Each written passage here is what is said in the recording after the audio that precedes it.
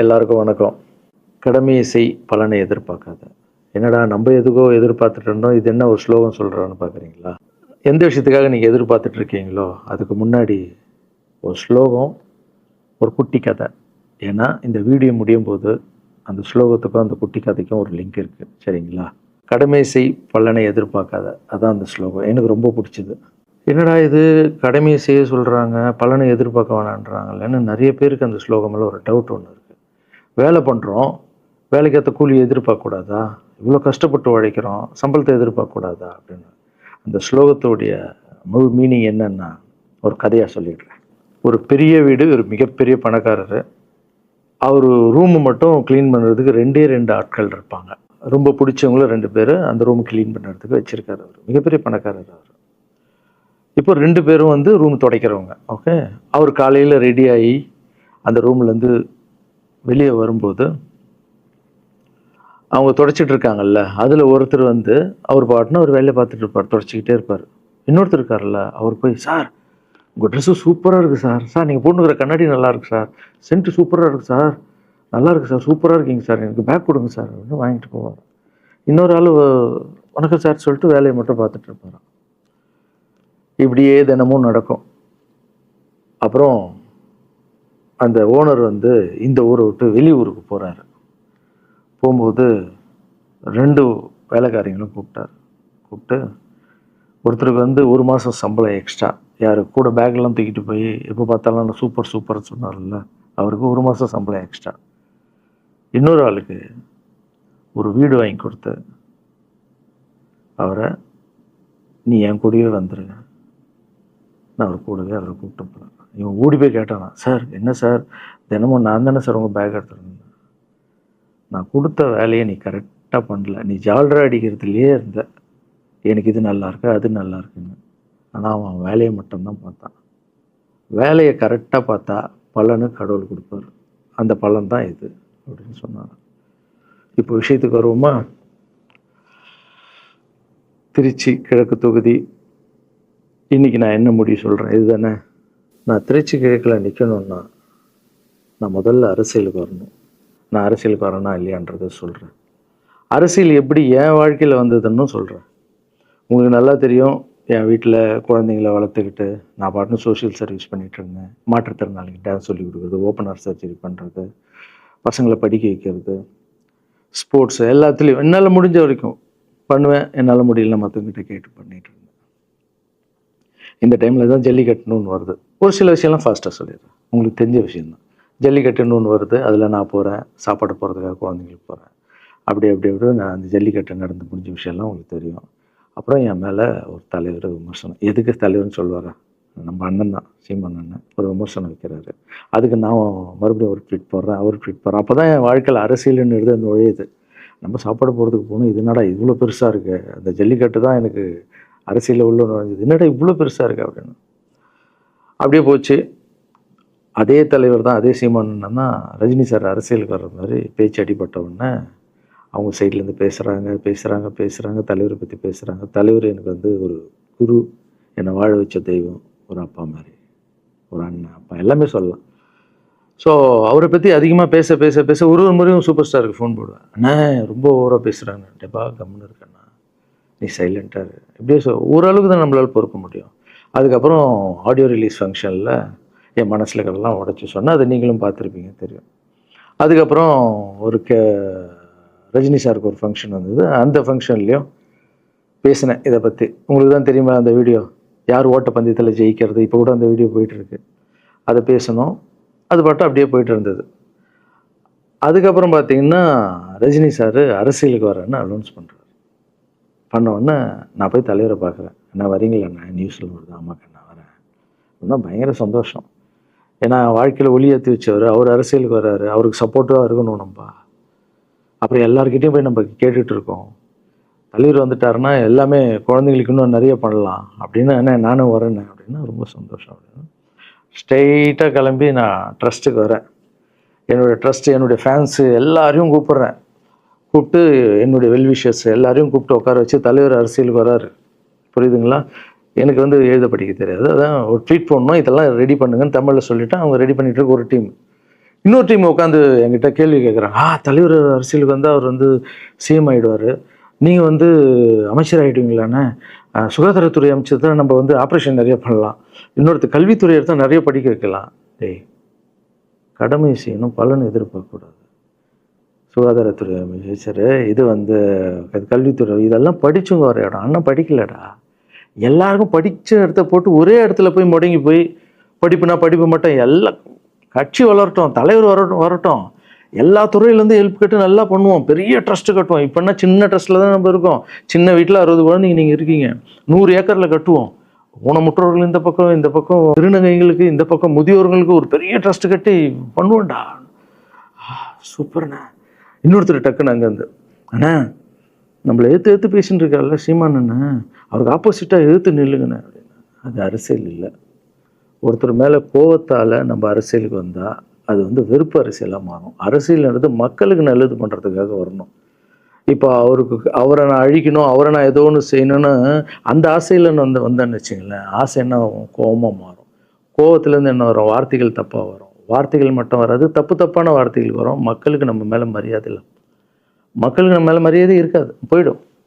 So அதால் அரசியலுக்கு வரணும்னா அவரை அழிக்கிற இவழியாக இருக்குது. பதிவை பற்றி பேசுகிறத ஃபஸ்ட்டு விடுங்கடா, ஃபஸ்ட்டு வேலையை பார்ப்போம்டா. நம்ம தலைவர் வரேன்னு சொல்லிட்டாரு, ட்வீட் போடுங்களா அப்படின்னு ட்வீட் போட்டுட்டு அங்கேருந்து போட்டுட்டு வீட்டுக்கு போகிறேன்.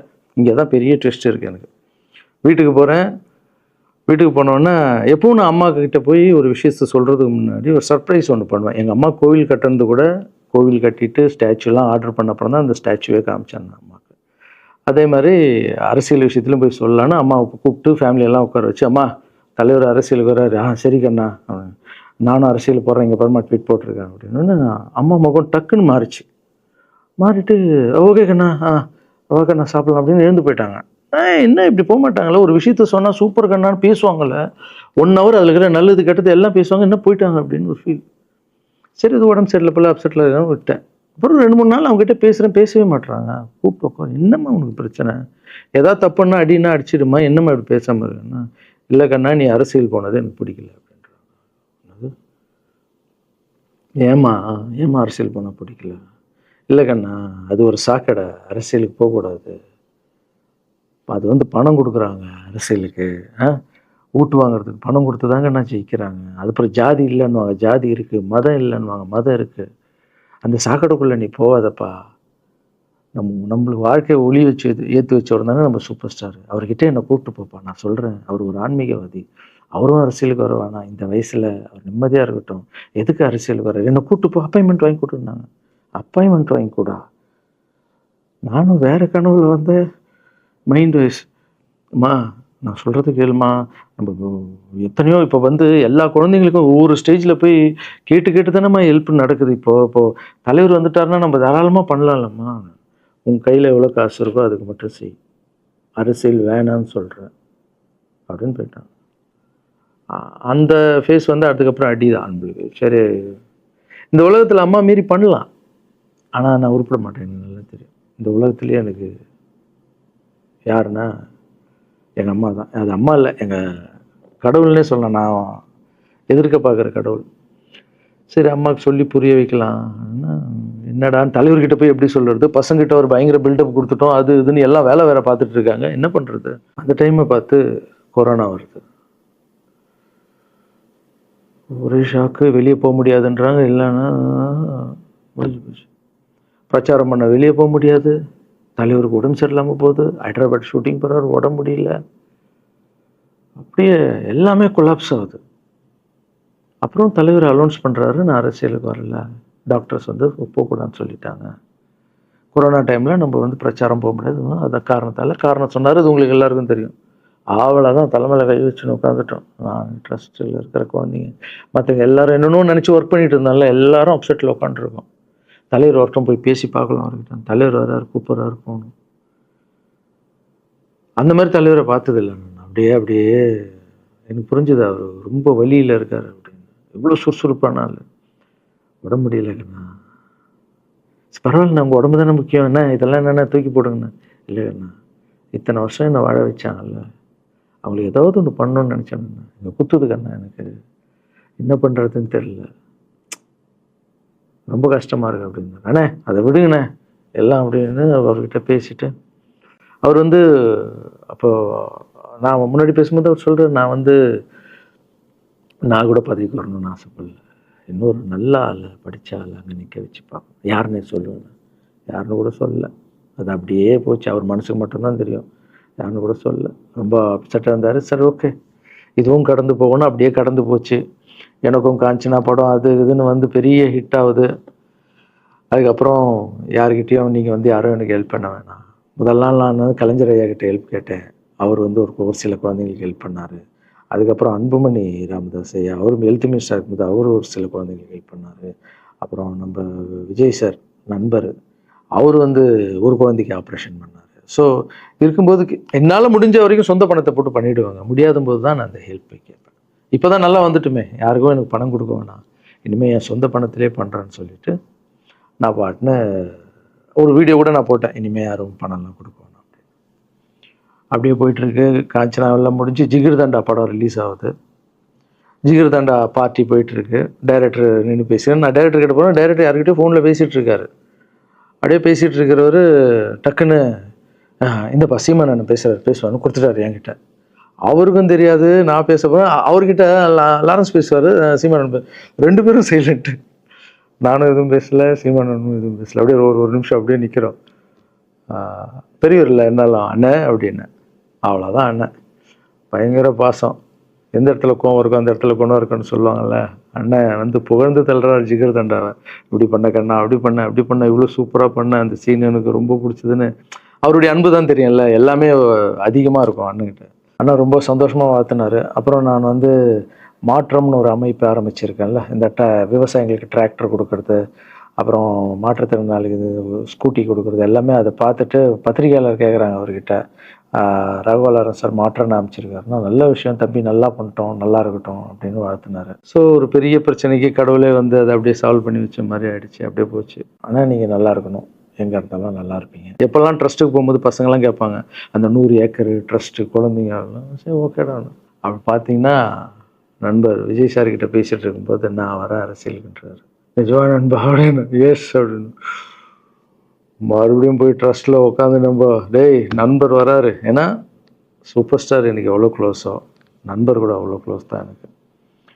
ஏன்னா மேகமாய் போகிறேன்ற சாங்லேருந்து நான் அவருக்கு டான்ஸ் மாஸ்டராக பண்ண ஆரம்பித்தேன். அதுக்கப்புறம் நிறைய சாங் பண்ணேன், சரக்கு வச்சுருக்கேன். அப்போ உங்களுக்கு தெரியும், அந்த தாம் தக்க தீம் தக்க அவருக்கு மட்டும் நான் ஸ்பெஷலாக பண்ணி கொடுத்துட்டு போவேன். தமிழ் வேறு யாருக்கும் பண்ண மாட்டேன். அவர் கூப்பிட்டா வருவேன், தலைவர் கூப்பிட்டா வருவேன், சாங் பண்ணிட்டு போவேன். அவர் வரணும் போது எஸ், ஏன்னா அவர் ஒரு முடிவு எடுக்க மாட்டார், எடுத்தாருன்னா அவர் நல்லா உழைப்பார், நல்ல உழைப்பாளி, பண்ணுவார் அப்படின்னு நினச்சி மறுபடியும் போய் ட்ரஸ்ட் ஆளுங்கெல்லாம் பேசுகிறதுக்கு முன்னாடி ஐயோ அம்மா இருக்காங்களே பிடிக்காத, ஃபஸ்ட்டு அங்கே கரெக்ட் பண்ணணும்ல. அங்கே போனேன். அம்மா நண்பர் அரசியலுக்கு வராருப்பா. என்னம்மா அப்போ தான் ஓகே, இப்போ எல்லாம் மாறி இருக்கு, போகலாமா, நீ ஃபஸ்ட்டு அவர்கிட்ட ஒரு அப்பாயின்மெண்ட் வாங்க, நான் உன்னை கூப்பிட்டு போகிறேன் அப்படின்னா. கூப்பிட்டு போய் இந்தப்பா என் பிள்ளைய ஒப்படைக்கிறேன் பார்த்துக்கப்பான்னு சொல்லுன்னு பார்த்தா, என்னம்மா பேச போகிறான்னு கேட்டேன். நீ அரசியலுக்கு வராத தம்பி, இது ஒரு சாக்கடை, நீ அரசியலுக்கு வராத, நீ ரொம்ப சைலண்டான ஆள், உனக்கு இதெல்லாம் செட் ஆகாது, பணம் கொடுத்தா தான் ஜெயிக்க முடியும், ஜாதி இருக்குது, மதம் இருக்குது, இதெல்லாம் தாண்டி வருது கஷ்டம்னு நான் அவர்கிட்ட சொல்கிறேன்ப்பா அப்படின்னு. நான் அப்படியே மா புரிஞ்சுக்குமாண்ணா, டேய் மீன் குழம்பு வச்சுருக்கேன் சாப்பிட்றேன், அதே மீன் குழம்பு. ஓகே நான் நினச்சிட்டேன் நம்ம ஜாதகத்தில் இல்லை போல், சரி விட்டுடலாம், சரி இப்போ விட்டுருவோம், ஒரு 2-3 நாளைக்கு அப்புறம் மறுபடியும் பேசுவோம் அப்படின்னு மறுபடியும் பேசுகிறேன். அதே மறுப்பு தான். நானும் நண்பர்கிட்ட பேசுகிறேன், அம்மா இப்படி சொல்கிறாங்க நண்பா, அது அவங்களுக்கு தெரியல, அவர் நிறைய பேச மாட்டார், வயசானவங்க இல்லை, தெரியல, வந்தப்புறம் புரியும், ஒரே வார்த்தை தான். அதுக்கப்புறம் ஃபோனில் கூட்டணி கட்சியெல்லாம் வராது நண்பா, என்னடா யாரும் கூட்டணி கட்சி வரல நண்பா, இது அது நான் எனக்கு ஒருத்தரை பிடிச்சிட்டாங்கன்னா மனசில் பட்டதை எல்லாமே சொல்லிகிட்டு இருப்பேன். அது நல்லதோ கெட்டதோ, என் பழக்கம் அப்படி தான், பிடிக்கலாம் தூரம் ஒதுங்கிடுவேன். அப்படியே போகுது. எலெக்ஷன் வருது, அனௌன்ஸ் பண்ணுறாங்க, எலெக்ஷனில் நண்பர் நிற்கிறாரு. ரிசல்ட் அன்றைக்கி டோட்டலாக மாறுது எல்லாமே, அப்படியே தலைக்கீழாக ஆகுது, புரட்டி போடுறாரு சரித்திரத்தை. வேற அம்மா எப்போ முதல்ல தெரிந்து எங்கள் அம்மாவை தான். எனக்கு ரொம்ப ஆசையாயிடுச்சுன்னா எங்கள் அம்மா மேலே அம்மா பேர் கண்மணி. கண்மணி அப்படின்னு தான் கூப்பிட்டு போவேன். எங்கன்னு கூப்பிட்டு போனால் அம்மா கொண்டு என்னடா இவ்வளோ உஷாராக வர என்ன விஷயம், இங்கே வா உங்ககிட்ட தான் பேசணும். நீ என்னம்மா சொன்ன, பணம் கொடுத்தா தான் ஓட்டு போடுவாங்க, ஜாதி இருக்குது, மதம் இருக்குது, புது ஆளுங்களை வர விட மாட்டாங்க, ஜெயிக்க முடியாது, இதெல்லாம் சொன்னல. நண்பர் ஜெயிச்சிட்டார் பார்த்தியாம்மா. அந்த ஒரே ஒரு முகத்துக்காக ஓட்டு போட்டிருக்காங்க. நம்பிக்கையான ஆள் வந்தால் போடுவாங்கம்மா, நல்லவங்களாம் வரலாமா, புரிஞ்சுக்கம்மா, என்ன விடுமா. இப்போ என்னம்மா சொல்கிற அப்படின்னு கேட்டேன். முதல் முறையாக எங்கள் அம்மா முகத்தில் ஒரு சிரிப்பை பார்த்தேன் நான். ஆமாம் கண்ணா, அந்த புள்ள எல்லாத்தையும் மாற்றிடுச்சு, இவ்வளோ பெரிய வெற்றி அடி வரணும்னு நான் எதிர்பார்க்கலப்பா. ஒரு நல்ல மனுஷன் வந்து பண்ணணும்னு நினச்சா அது முடியுங்கண்ணான்ற நம்பிக்கை எனக்கு வந்திருக்குப்பா அப்படின்னு அம்மா சொன்னான். அப்போ என்ன போயிடலாமா, ஓகேவா அப்படின்னு கேட்டேன். போகண்ணா, நீ நினச்ச மாதிரி பண்ணு அப்படின்னு அம்மா சொன்னோன்னு காலில் சாஸ்தாகமாக வந்தேன். தேங்க்யூ ஸோ மச்மா அப்படின்னு. ரொம்ப ஹாப்பி நான். அம்மா ஓகே சொல்லிட்டாங்க அரசியல் வர்றதுக்கு. இப்போ நான் தாய்க்கு நிகரான்னு நினைக்கிறேன். என் ரசிகர்கள் கேட்குறேன், நான் அரசியலுக்கு வரலாமா? இதை பார்த்துட்டு இருக்கிறவங்களுக்கு, இந்த மக்களை கேட்குறேன், நான் அரசியலுக்கு வரலாமா? அந்த தகுதி எனக்கு இருக்கா? நீங்களும் சொல்லுங்கள். இந்த வீடியோ பார்த்துட்டு இருக்கவங்க கமெண்ட்ஸ் போடுங்க. பசங்களா, இவங்க தான் என்னுடைய 22 வருஷத்தினுடைய உழைப்பு. அரசியலுக்கே வராமல் மக்களுக்கு நான் செஞ்ச சேவை உங்கள் கண்ணு முன்னாடி நிப்பாட்டியிருக்கேன். இப்போ உங்கள் வயசு என்ன? 22 வயசாகுது. ஒரு வயசில் என் கையில் வந்தார் இவர். அந்த ஃபோட்டோவை நீங்களே பாருங்கள். இப்போ 22 வயசு. ஒரு குழந்தைய வளர்க்குறதுக்கு நீங்கள் எவ்வளோ கஷ்டப்படுவீங்க உங்களுக்கு தெரியும்ல. அந்த கஷ்டம் என்னென்னா, ஸ்கூலுக்கு அனுப்புறது ஃபீஸ் கட்டுறதுலேருந்து, உடம்பு சரியில்லாமல் போனான்னு அவன் ஆசைகளை நிறைவேற்றுறதுலேருந்து, ஒரு குழந்தைக்கு அப்படி இருந்தால் 60 குழந்தைங்களை வளர்த்துருக்கேன். எவ்வளோ பிரச்சனை வந்திருக்கேன், எவ்வளோ நோய்கள் வந்திருக்கும், எவ்வளோ நைட் தூங்காமல் வந்திருக்கேன், அதில் எவ்வளோ டிஸ்டர்ப், அதுவும் என் வீட்டில் வளர்த்துருக்கேன். இதெல்லாம் எதுக்கு பண்ணேன்னா, எந்த ஒரு எதிர்பார்ப்பும் இல்லாமல் கடமை செய் பலனை எதிர்பார்க்காதான்ற இந்த வார்த்தை எனக்கு ரொம்ப பிடிக்கும். அதுக்காக செஞ்சுருக்கேன், என் மக்களுக்காக செஞ்சுருக்கேன். ஏன்னா மக்கள் தான் என் படத்தை பார்க்குறாங்க. மக்களால் தான் நான் கார் வாங்குகிறேன், வீடு வாங்குகிறேன், சந்தோஷமாக இருக்கேன். அவங்களுக்கு இந்த சொசைட்டிக்கு நான் ஏதாவது பண்ணணும். அரசியலுக்கு வர்றதுக்கு முன்னாடியே பண்ண விஷயங்கள் பார்த்தீங்கல்ல. 22 வருஷம் உழைச்சிருக்கேன். ஒரு கதை ஒன்று சொன்னேன்ல, 2 வேலைக்காரங்க இருந்தாங்கன்னு. சின்சியராக யாருக்கும் ஜால்ரை அடிக்காமல் எதுவும் பண்ணாமல் என் தொழிலுக்கு தர்மமாக, என் மக்களுக்கு தர்மமாக என்ன பண்ணணுமோ 22 வருஷம் உழைச்சி உங்கள் கண்ணு முன்னாடி நிப்பாட்டிட்டேன். அந்த ஓனர் ஒரு பலன் கொடுத்தார்ல, அந்த ஓனர் யார் தெரியுமா? கடவுள். அந்த கடவுளுக்கு தெரியும் எனக்கு என்ன பலன் கொடுக்கணும். இதுக்கு தான் அந்த கதை லிங்க் ஆகும்னு சொன்னேன். ஸோ நீங்கள் சொல்லுங்கள், நான் அரசியலுக்கு வரணுமா வேண்டாம்? வேண்டாம்னா வேணான்னு சொல்லுங்கள். வாப்பா, வாடாகண்ணா, வா நண்பா, வாங்கண்ணா அப்படின்னு சொல்லுங்கள். என் முடிவை நான் உங்களுக்கு சொல்கிறேன். உங்கள் முடிவுக்காக காத்திருக்கேன்.